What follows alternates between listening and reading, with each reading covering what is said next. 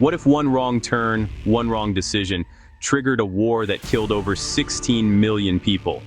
That's not a movie, that's World War I. And in the next 5 minutes, you're going to understand how the world went from fragile peace to total collapse. Europe in the early 1900s was a ticking time bomb. They called it a powder keg just waiting to explode. There were the four major phenomena taking place that turned out to be the main causes of the war. Militarism. Countries stockpiling weapons like war was inevitable. Alliances. Nations locked into defense pacts. Imperialism. Global competition for land and power. Nationalism. People ready to fight for pride and identity. Two sides formed. Britain, France, and Russia on one side, and Germany, Austria-Hungary, and the Ottoman Empire on the other. All it needed was a spark. June 28, 1914. Archduke Franz Ferdinand, the presumptive heir to the throne of Austria-Hungary, is riding through Sarajevo. A failed assassination attempt happens earlier that day, but then, by pure chance, his driver takes a wrong turn.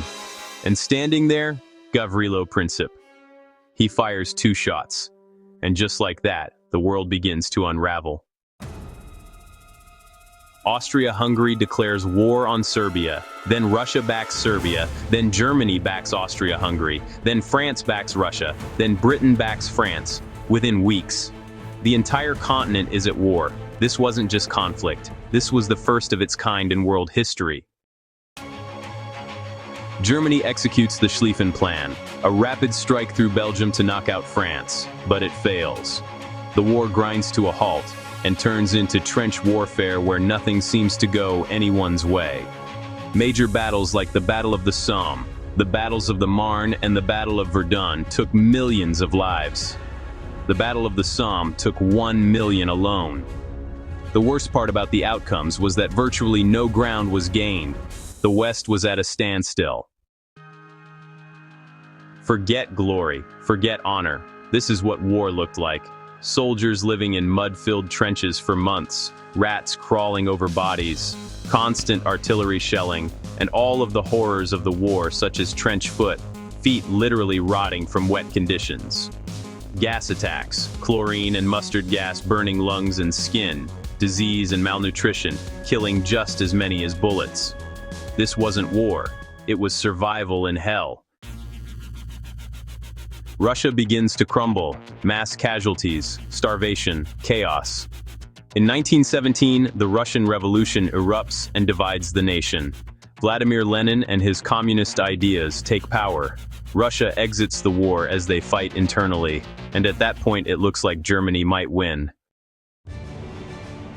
Everything changes after Russia leaves the war. Germany resumes unrestricted submarine warfare, sinking ships, including those with Americans on board. And then comes the Zimmermann telegram, a secret message sent from Germany asking Mexico to join Germany against the US. The US intercepts this message, and that's it. In 1917, the United States enters the war. Fresh troops, fresh energy, and now the balance shifts. By 1918, Germany is exhausted. Its allies are collapsing, facing invasion and internal revolt, and not long after the US enters the war, Germany surrenders. On November 11, 1918, the guns go silent, but the damage? It is unimaginable. So many deaths and destruction, and so little ground gained. The war ends, but peace doesn't. The Treaty of Versailles punishes Germany. Massive reparations, loss of territory, military restrictions, full blame for the war, and Germany is humiliated, broken, and angry. This doesn't end the story, it sets the stage for the next one. World War I didn't just kill millions. It shattered empires, redrew borders, and planted the seeds for an even deadlier war.